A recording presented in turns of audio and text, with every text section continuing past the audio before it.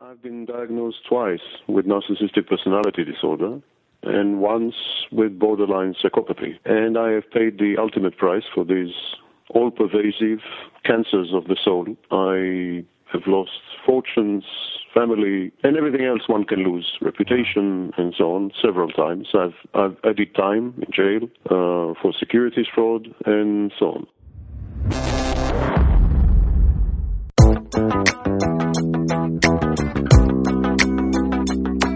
Are you a narcissist? Have you or are you currently dating a narcissist? What about psychopaths? Ever meet a charming, well-spoken person but feel like there's something not quite right about them? The narcissist acts out and ruins everything and everyone around him, most specifically himself. So this is the danger in narcissism, because narcissists are great actors. They con the system, the ones who can deceive everyone all the time. This is the danger. They are stealthy. And I would beg to differ with you that they are human. And technically, as far as biology goes, they are human, but not as far as their psychology goes. As far as the psychology of the narcissist goes, the narcissist is an alien, an extraterrestrial on Earth. Today on the Shy Man's Dating School podcast series, we delve into the deeply dark and disturbing world of narcissism. Stephen Davis speaks with Sam Vaknin, a twice-diagnosed cerebral narcissist who authored the book Malignant Self-Love. Today they speak about the traits of narcissists and psychopaths, and about the women who date them. So first of all, there is the issue the narcissist tends to blame his mistakes, failures, on others. The world is guilty. Everyone is guilty. Everyone is responsible for what's happening to the narcissist, except himself.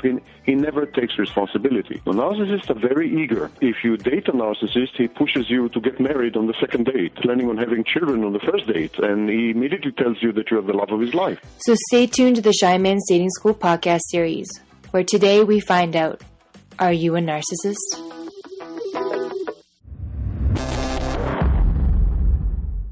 I'm fascinated by human behavior, and I'm clear that there's just so many personality types, points of view, just ways people are that I'm not aware of, or I've never experienced myself, or I experienced, but I don't know that's what it is.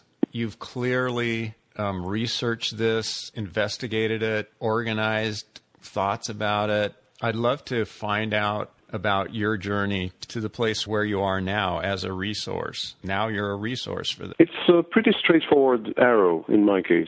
I've been diagnosed twice with narcissistic personality disorder and once with borderline psychopathy. And I have paid the ultimate price for these all-pervasive cancers of the soul. I have lost fortunes, family, and everything else one can lose, reputation and so on, several times.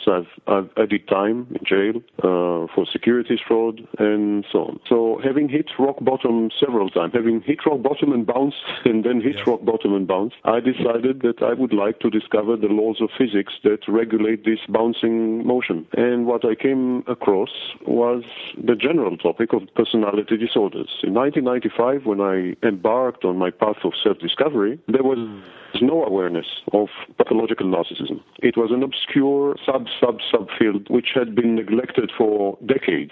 Sigmund Freud was the first to coin the term narcissism in 1916, and then there were sporadic studies in the early to mid-70s, and that's more or less it. No one has paid attention to pathological narcissism, definitely not on the scale that it is being studied today. It's a cottage industry and a major driver of psychological research in faculties and universities across the globe, especially in the United States. But at that time, there was nothing, absolutely nothing. Consequently, I had to essentially invent the whole field single-handed. I have written a book in 1995, which was the first book to describe and coin the phrase narcissistic abuse. I also had to come up with a whole language. Most of the language used today to describe and tackle this extremely untoward phenomenon was invented by me in the mid-90s.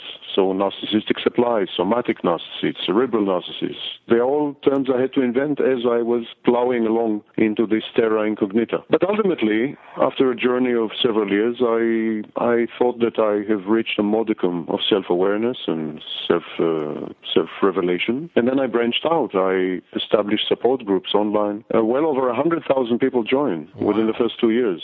That's amazing. Which was, it indicated, it was an indicator of how serious and how ubiquitous the problem was. Were you shocked by the number? Yeah, very much so. I thought I was alone. That characterizes many mentally ill people. They think they're alone. Absolutely. And then there was this whole thing of victims of narcissistic abuse. And so by now I think narcissism is a well-established clinical phenomenon as well as a well-understood path towards abuse, violence, and aggression in myriad forms. That's how I got into this mess. Wow, that must have been really pioneering work. Must have felt like you were doing it alone. Yeah, for a while I have been alone, completely alone. But then, there was an avalanche of scholars, self-styled scholars, experts, victims, ex-victims, would-be victims, wannabe victims, narcissists and psychopaths thrilled to discover that there's a name and a label and a handle to what's happening to them. And then there was the narcissism pride movement. And so today you can find narcissists and psychopaths online saying we are the next evolutionary stage, we are the epitome of human achievement, and we are superior to other human beings. That's why we feel superior. Hence the source of our arrogance and haughtiness, because we really are. You have manifestations of the study of narcissism which are both benign and cancerous, as is the case for every other social movement or phenomenon. And it probably lets you know that it's reached a certain degree of success. Or you can't open television today. You can't watch a movie. You can't watch a crime serial. You can't watch a police procedural where the word narcissism doesn't crop up. People use narcissism as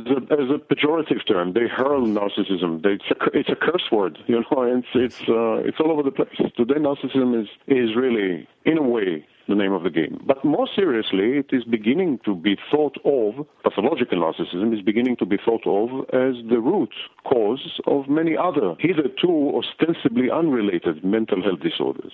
So we're beginning to see a common root for all these disorders, especially what used to be called cluster B disorders, which means antisocial, borderline, narcissistic, histrionic, but also other types of, for instance, there is a very close behavioral, at least, match between Asperger's, autistic spectrum disorders, and narcissism. There are bipolar disorder, especially the manic phase, which resemble narcissism very, very closely. And generalized anxiety disorder also is. So we're beginning to see that pathological narcissism rears its ugly head in a multitude, multifarious mental health disorders. And because what is narcissism? Narcissism is our core. That's who we are. It's about self-esteem, self-worth, self-confidence, and in short, it's a pathology of the self. So if the self is involved in everything and in every mental health disorder. Can you tell me what it's like to have this? It sucks. It sounds like it. It's a self-defeating, self-destructive disorder in a variety of ways. It impacts on one's ability to act in the world and on the world. It affects gravely and irreversibly and ineluctably interpersonal relationships. So all forms of intimacy, the ability to collaborate with other people in teamwork, the ability to function, and so on and so forth. And mind you, there are functional narcissists and functional psychopaths, and they, for a while, make it to the pinnacle. They are the pillars of the community, and they become everything from your local parish priest to the President of the United States. But then they self-implode, then they self-destruct. And depending on the level they have attained, depending on their accomplishments, they take with them numerous people. So if you're a small-time guy, you take your family with you. Right. But if you're the President of the United States, you take the whole nation with you. Right. But one thing is inevitable and unavoidable, and that is the self-implosion. So for a while, a narcissist, for a while, when I say a while, it could be decades. A narcissist can be totally functional and give the outward impression of having made it. But then as stresses accumulate, the narcissist acts out, lashes out, implodes, explodes, and ruins everything and everyone around him, most specifically himself. So this is the danger in narcissism, because narcissists are great actors. They have thespian skills. They con the system, and they are the ones who can deceive everyone all the time. This is the danger. They are stealthy. They're all around, and they're stealthy. And I would beg to differ with you that they are human. You said that narcissism is a human manifestation. And technically, as far as biology goes, physiology perhaps, biochemistry, they are human. But not as far as their psychology goes. As far as the psychology of the narcissist goes, the narcissist is an alien, an extraterrestrial on Earth, a form of artificial intelligence. And that is because the narcissist lacks the basic machinery, the basic apparatus of which is required in order to qualify as a human being. Narcissists have no empathy. Narcissists have no emotions or no access to emotions. Narcissists are robotic because they are like cruise missiles. They home in on narcissistic supply, attention, adulation, admiration, being feared. They home in. They are more like drug addicts. Mm-hmm. They are junkies, but junkies who are also devoid of major dimensions of what it means to be human. So it's a very frightening phenomenon. Actually, it's a horror movie. It's a nightmarish proposition. It's not like, other things, like, I don't know, bipolar. Bipolar, you're up, you're down. It's a human experience to be bipolar, to be depressed, right, be manic. It's a human experience even to be schizophrenic or paranoia. It's human to be paranoid. From time to time, all of us are paranoid. Yes. It's human to be, it's human to be everything else except a psychopath. It is not human to be a psychopath. It is outside the realm and the spectrum of human experience. And the same goes for a narcissist. I've never looked at it that way, but that really makes sense. Before I called you, I thought about how I haven't come across many narcissists or psychopaths. Probably in business more than anywhere else, mm-hmm. But I'm getting the sense that I'm just not aware of it. Across them, I'm just not aware of it. Yeah, you're definitely coming across them. Statistically speaking, 1% of all the population are narcissistic or psychopathic. So you must have come across several in your lifetime. For sure. But I think the statistics are grossly underestimated because narcissists and psychopaths do not subject themselves to rigorous testing, let alone treatment. So it's safer to think that something like, 5%, 7% of the population have pronounced narcissistic and psychopathic tendencies. Now, you're right, though, that narcissists tend to gravitate towards specific professions where they can wield power, when they can make money, when they can garner adulation and admiration. So you are more likely to find narcissists in show business, among the clergy, in law enforcement, in the judiciary, in politics. So you're more likely to find narcissists where narcissistic supply is more plentiful.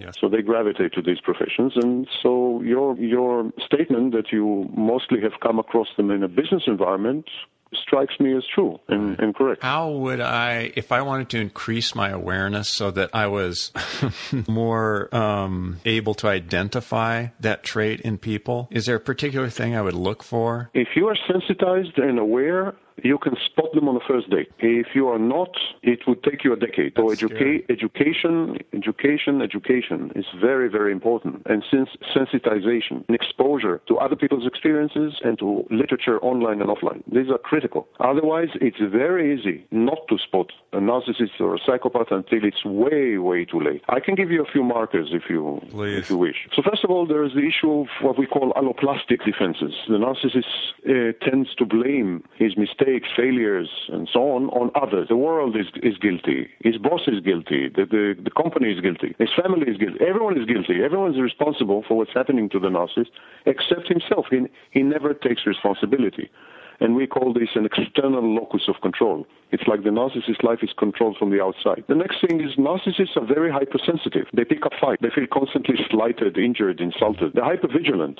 So they are on guard at all times. They're a bit paranoid. They tend to treat weak people, animals, sick people, and children impatiently and cruelly. They're very cruel, and they express negative and aggressive emotions towards their inferiors or people they perceive to be inferior, like people who are poorer or more stupid or needy or sentimental or disabled. They usually have a history of aggression and violence, sometimes bordering on the criminal and sometimes criminal. So violent offenses, battering, domestic violence, and so on is very common among narcissists and psychopaths. At the very least, they would be verbally violent, verbally abusive. So they would use a vile language infused with expletives, threats, and the general impression would be hostility, that of hostility. The narcissists are very eager. If you date a narcissist, he pushes you to get married on the second date.